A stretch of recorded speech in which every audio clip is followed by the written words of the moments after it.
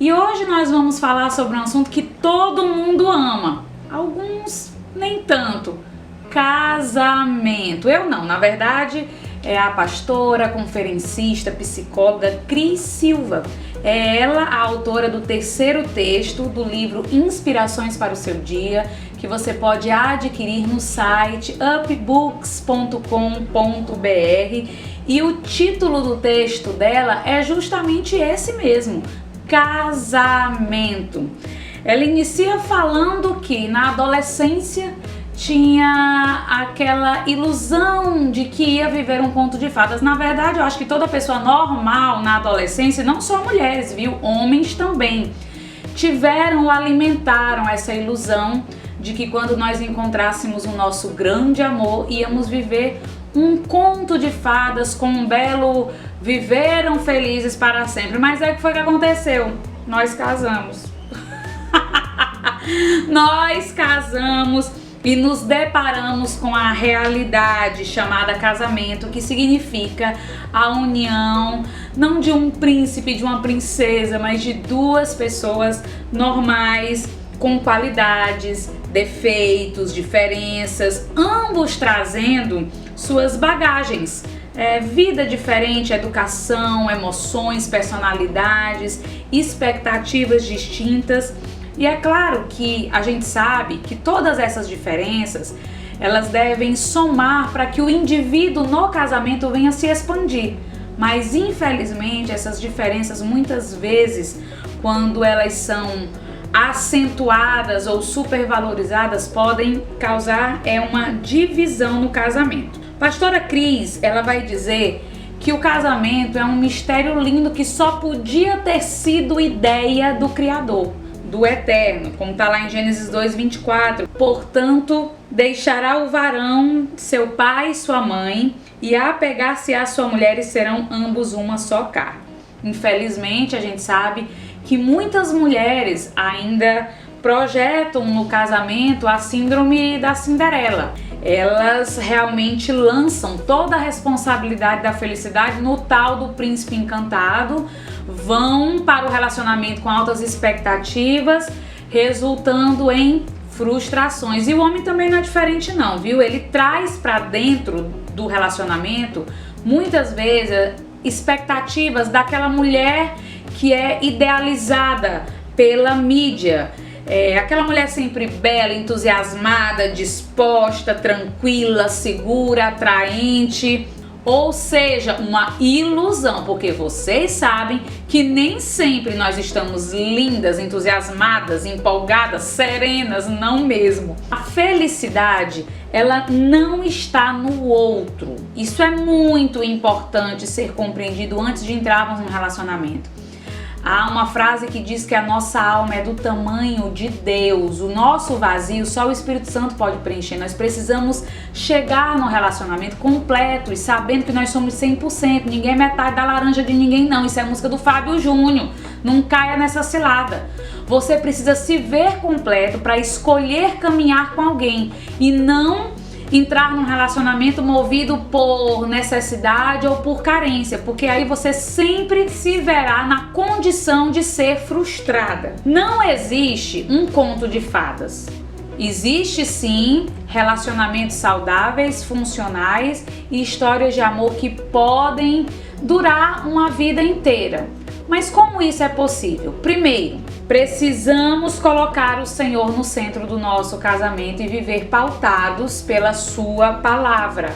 É como se fosse um manual de instrução do servo de Deus, da serva de Deus e, consequentemente, destes indivíduos dentro do casamento. O casamento é um voto feito primeiramente a Deus e depois ao companheiro.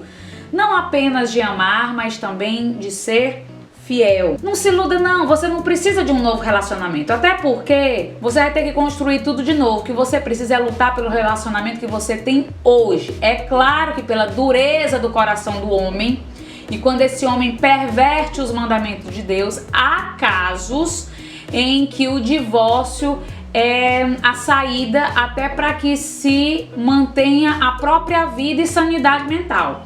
Mas a palavra de Deus continua sendo a mesma. quando ele fala lá em Malaquias capítulo 2, versículo 9: eu odeio o divórcio, diz o Senhor, o Deus de Israel. Então, sob condições normais de temperatura e pressão, precisamos lutar pelo nosso casamento e saber que todo relacionamento, até relacionamentos fraternais, eles são construídos, eles não vêm pronto. O casamento não é uma entidade, nem mesmo o amor existe em si mesmo.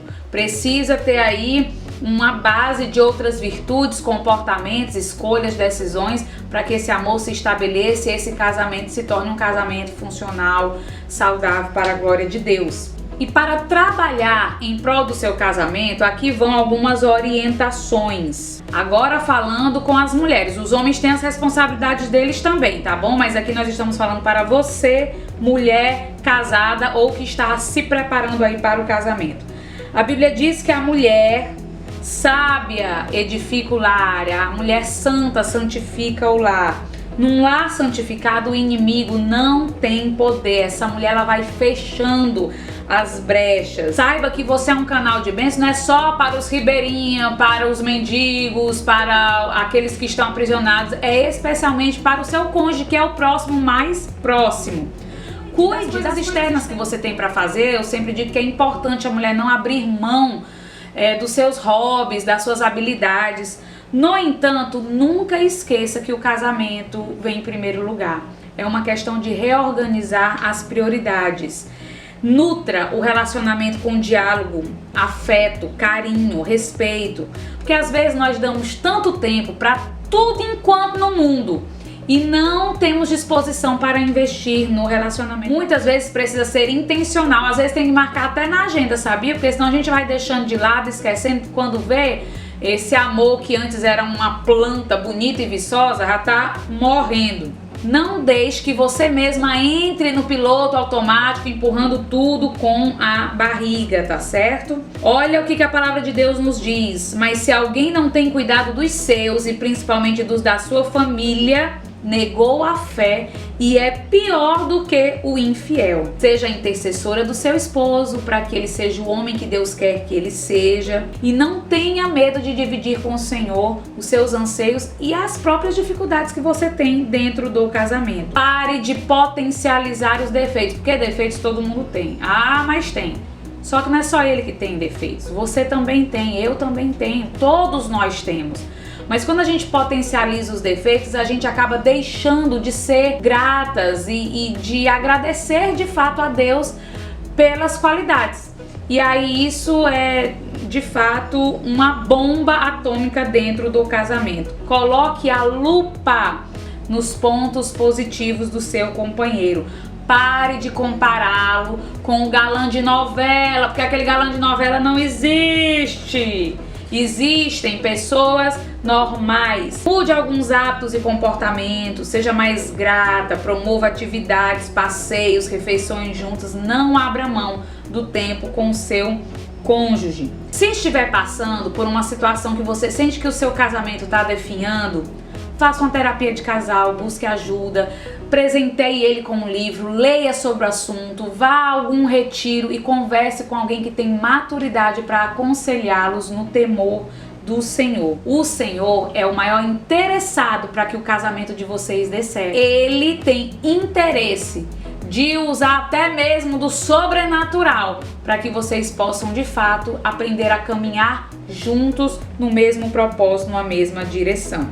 Levantemos nossa voz dizendo que o Senhor é a nossa bandeira e que lutaremos em defesa do nosso relacionamento. E que vocês sejam lembrados pelos filhos de seus filhos com orgulho e inspiração. Termina o texto dizendo: não gaste o seu tempo tentando provar para ninguém que vocês são felizes, mas sejam felizes de verdade. Deus abençoe e até o próximo encontro.